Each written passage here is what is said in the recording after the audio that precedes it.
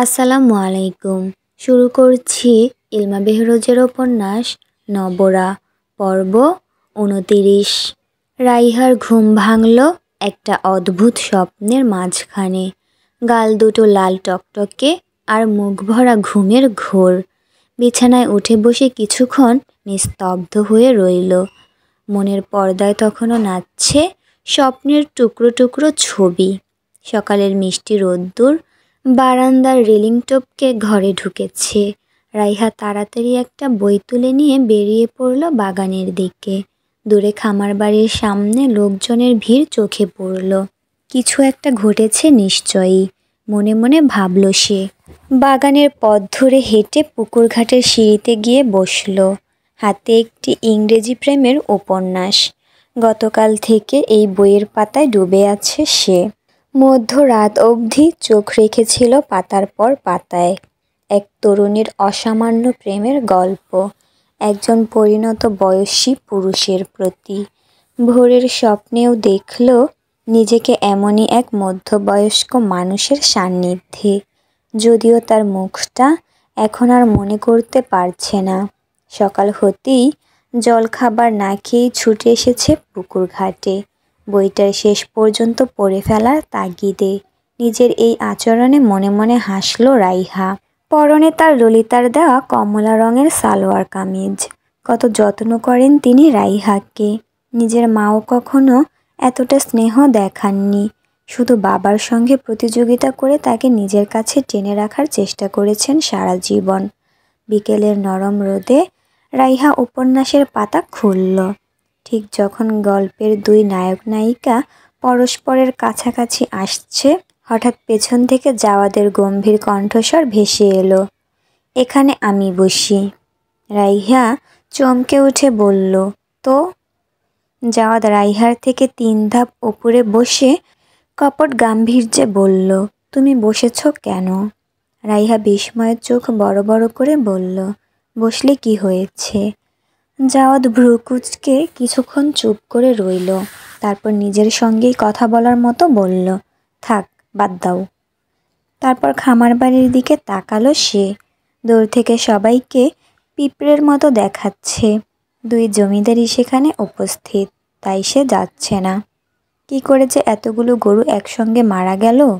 Javad কিছুক্ষণ নীরবতা ভেঙে বলল, নাভেদ পাটোয়ারির কি খবর? কবে তোমাকে নিয়ে যাবে? রাইহা এমনভাবে ঘাড় ঘুরিয়ে তাকালো যেন বিদ্যুৎ খেয়েছে। তার চোখে মুখে বিস্ময়ের ছাপ। আমি কি করে জানবো? তুমিই তো জানবে। জাওয়াদের কণ্ঠে ব্যঙ্গাত্মক। তোমরা কি প্রেম করছো না? রাইহা পাথরের মূর্তির মতো স্থির হয়ে গেল।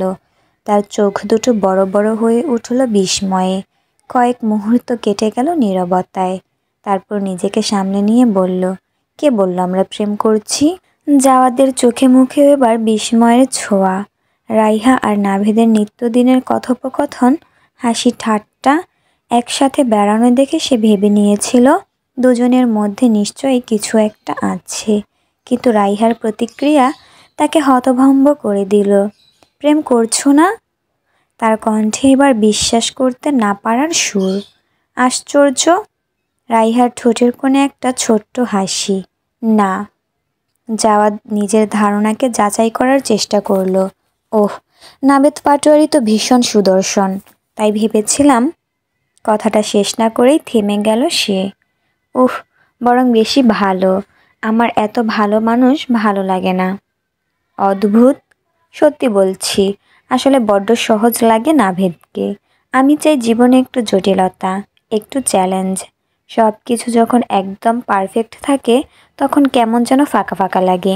মানুষের মধ্যে কিছু দোষ থাকবে, কিছু অসুবিধা থাকবে, এইসব নিয়েই তো জীবন।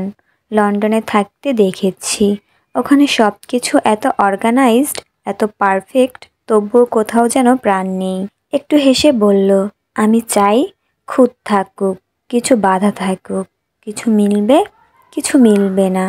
এই যে একটা টানাপোড়েন, এটাই তো আসল জীবন। নাভেদের মধ্যে সেই জটিলতা কোথায়? জাওয়াদ অবাক হয়ে শুনছিল। বিলেত ফেরত এই মেয়েটা যে এত গভীরভাবে ভাবতে পারে তা আগে টের পায়নি।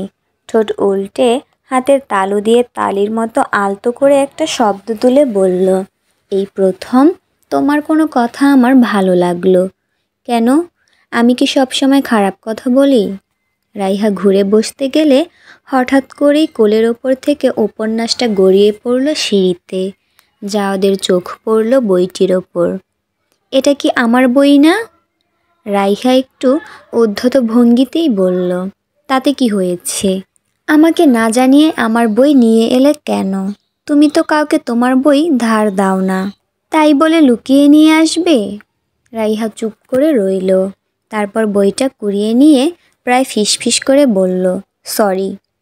দুপুরবেলা জমিদার বাড়ির খানার ঘরে নিস্তব্ধতা। প্রাচীন সেগুন কাঠের দীর্ঘ টেবিলটা মাঝখানে রাজকীয় ভঙ্গিতে দাঁড়িয়ে আছে। টেবিলের ওপর সাজানো খাবারগুলো চোখ জুড়োয়। ইলিশ মাছের ঝোল থেকে উড়ে আসা মশলার গরম সুবাস, লালচে বাদামি রঙের ভুনা মাংসের থালা, সেই সাথে বেগুন ভর্তার মিষ্টি গন্ধ ছড়িয়ে পড়েছে চারিদিকে। সোনালি রঙের টকঝাল লেবুর আচার কাচের পাত্রে ঝলমল করছে। টেবিলের চারপাশে জমিদার পরিবারের সদস্যরা নীরব। ঘরের বাতাস ভারী। দাসীরা পাটি পেটিপে খাবার পরিবেশন করছে। তাদের পায়ের আওয়াজ শোনা যাচ্ছিল না। সুফিয়ানের পেছনে দাঁড়িয়ে গুলনুর তালপাতার পাখা দিয়ে বাতাস করছিল। তার চোখে মুখে নির্লিপ্ততা। সেই চিরচেনা লাজুক মেয়েটি কোথাও হারিয়ে গেছে। জাওয়াদ চামচ দিয়ে শুধু ভাতের দানাগুলো এদিক ওদিক করছে। মাঝে মাঝে চোখ তুলে তাকাচ্ছে গুলনুরের দিকে, কিন্তু গুলনুর তার দিকে একবারও তাকাচ্ছে না। তার হাতে তালপাতার পাখা একই ছন্দে দোল খাচ্ছে।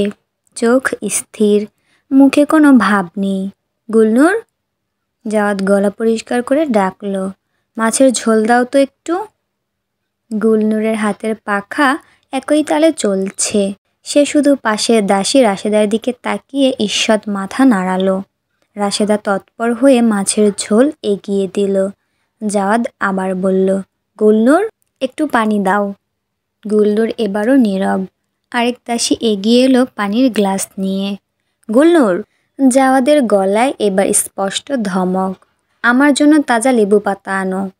গুলনুরের মুখে তখনও সেই একই অভিব্যক্তি। শুধু চোখের ইশারায় আমিনাকে পাঠিয়ে দিল লেবু পাতা আনতে। কালো মরিচ দাও। জাওয়াদ এবার প্রায় চিৎকার করে উঠল। গুলনুর পাখা নাড়া থামালো না, শুধু রাশেদাকে ইশারা করল। লঙ্কার বাটা। জাওয়াদের গলায় এখন আগুন। গুলনুর পাথরের মূর্তি। সামান্য একটু মাথা নেড়ে আরেকজনকে পাঠালো। ঘরের বাতাস আরও ভারী হয়ে উঠল। জাওয়াদ হঠাৎ উঠে দাঁড়ালো। নকশা করা চেয়ারটা এমন জোরে ঠেলল যে টেবিলের কাচের গ্লাস কেঁপে উঠল। কথা শোনার ক্ষমতাও হারিয়ে ফেলেছ নাকি? তার গলা কাঁপছে রাগে। কি হয়েছে তোমার? জবাব দাও। ললিতা তার স্বামী সুফিয়ানের পাশে বসে মৃদু হাসছেন। রাইহা আর জুলফার চোখে বিস্ময়ের ঝিলিক। গুলনুর, রাইহা ফিসফিস করে ডাকল, এমন করছো কেন তুমি? সুফিয়ান এতক্ষণ নীরবে খাচ্ছিলেন। এবার শান্তভাবে বললেন, জাওয়াদ, একটু ধৈর্য ধরো। দেখছো না মেয়েটা বাতাস করছে, একসঙ্গে কতগুলো কাজ করবে। একটু থেমে আবার বললেন, তাছাড়া আমাদের এমনিতেই অনেক সমস্যা চলছে। এসব ছোটোখাটো বিষয় নিয়ে মাথা গরম করার কি দরকার? জাওয়াদ গজগজ করতে করতে হাত ধুয়ে বেরিয়ে গেল। গুলনুর তখনও দাঁড়িয়ে। তার হাতের পাখা থেমে গেছে। চোখের জলে ভেসে যাচ্ছে বুক। গ্রীষ্মের সূর্য পশ্চিম আকাশে হেলে পড়েছে। দিনভর তপ্ত বাতাস বয়ে গেছে জমিদার বাড়ির বাগান জুড়ে। এখন সন্ধ্যার আগমনে সেই দাবদাহ একটু কমেছে। কৃষ্ণচূড়ার লাল ফুল ঝরে পড়েছে পাথরের পথে। শুকনো পাতার মতোই খসখস শব্দ তুলছে পায়ের নিচে। জাওয়াদ সেই পথ ধরে পায়চারি করছিল। হাত দুটো পেছনে বাঁধা, কপালে বিন্দু বিন্দু ঘাম। গুলনুরের নীরবতা তাকে গ্রাস করে রেখেছে। নিজের আচরণও তাকে কুড়ে কুড়ে খাচ্ছে। কেন সে এমন করে চেঁচিয়ে উঠেছিল? হয়তো গুলনুরের অন্তরে কোনো কারণে আঘাত লেগেছে, তাই চুপ হয়ে গেছে। বাগানের দূরকোণে গোলাপঝাড়ের পাশে গুলনুর শুকনো পাতা জড়ো করছিল। জাওয়াদের পা নিজে থেকেই এগিয়ে চলল সেদিকে। গুলনুরের কাছাকাছি এসে থামল সে। কয়েক মুহূর্ত নীরবতা। গরম হাওয়ায় ভেসে আসছে পাকা আমের গন্ধ। গুলনুর, জাওয়াদের কণ্ঠস্বর এবার অনেক নরম। দুপুরে কেন এমন করলে? কি হয়েছে তোমার? আমাকে বলো। গুলনুর ধীরে ধীরে উঠে দাঁড়ালো। তার ওড়নার প্রান্ত থেকে খসে পড়ল কয়েকটা শুকনো পাতা। গরমে তার মুখ লাল হয়ে উঠেছে। একবার মাত্র চোখ তুলল সে জাওয়াদের দিকে। সেই চোখে কি যে ছিল, বেদনা, অভিমান, নাকি শুধুই শূন্যতা?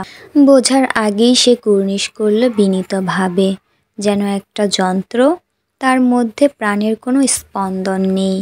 তারপর পিছন ফিরল। গুলনুর, জাওয়াদের কণ্ঠে এবার ব্যাকুলতা ফুটে উঠল। গুলনুর এক মুহূর্তের জন্য থমকে দাঁড়ালো। গরম হাওয়ায় তার কালো ওড়না উড়ল একটু, কিন্তু ফিরে তাকালো না। সে এগিয়ে চলল সামনের দিকে। তার পায়ের শব্দ মিলিয়ে গেল ধীরে ধীরে। জাওয়াদ দাঁড়িয়ে রইল নিশ্চল হয়ে। সূর্যের শেষ আলোয় তার ছায়া লম্বা হয়ে পড়েছে তপ্ত মাটিতে। গ্রীষ্মের সন্ধ্যা নামছে ধীরে ধীরে। বাগানের গাছপালা থেকে টুনটুনি পাখির ক্লান্ত ডাক শোনা যাচ্ছে। রাত নামতেই হাতে প্রদীপ নিয়ে জাওয়াদ যখন গুলনুরের ঘরের সামনে এসে দাঁড়ালো, তখন তার বুকের ধুকপুকুনি বেড়ে গেল। দরজা ঠেলে ভিতরে ঢুকতেই দেখল গুলনুর হতচকিত হয়ে পড়েছে। চাঁদের আলোয় ভেজা তার মুখখানা আরো সুন্দর দেখাচ্ছিল। আথালি পাথালি চোখ ঘুরিয়ে ওড়না খুঁজে গায়ে জড়িয়ে নিল। জাওয়াদ ভিতরে পা রাখতেই গুলনুর দ্রুত কুর্নিশ করল। তার চোখে আগের মতো স্নিগ্ধতা নেই, বরং অচেনা শীতলতা। জাওয়াদের বুকের ভেতরটা মোচড় দিয়ে উঠল। গুলনুর, জাওয়াদের কণ্ঠস্বর নরম, প্রায় মিনতির সুরে। কেন আমাকে এড়িয়ে চলছ? কি করেছি আমি? গুলনুর নীরব। তার ওড়নাটা মাথা থেকে পড়ে গেল। জাওয়াদ এগিয়ে এলো, তার চোখে একাকিত্বের ছায়া। গুলনুর, আমি তোমার সঙ্গে কথা বলছি, একবার তাকাও আমার দিকে। জাওয়াদ হাতের খাতা কলমটি গুলনুরের দিকে বাড়িয়ে দিল। গুলনুর নিল না। সে একটা কাপড় ভাঁজ করতে লাগলো, যেন জাওয়াদ সেখানে নেই। অথচ তার আঙুলগুলো কাঁপছিল। জাওয়াদ আর থাকতে পারল না। প্রদীপ ও খাতা কলম পাশে রেখে সে গুলনুরের হাত ধরল। তার স্পর্শে গুলনুরের সারা শরীরে বিদ্যুৎ খেলে গেল। তুমি কি বুঝতে পারছো না আমি এখানে তোমার জন্যই এসেছি? গুলনুর জোর করে হাত ছাড়িয়ে নিল। তার এই তেজ দেখে জাওয়াদ একটু থমকে গেল। পরক্ষণেই আবার তার হাত ধরল, এবার আরো শক্ত করে। গুলনুর, তোমাকে বোঝাতে পারছি না।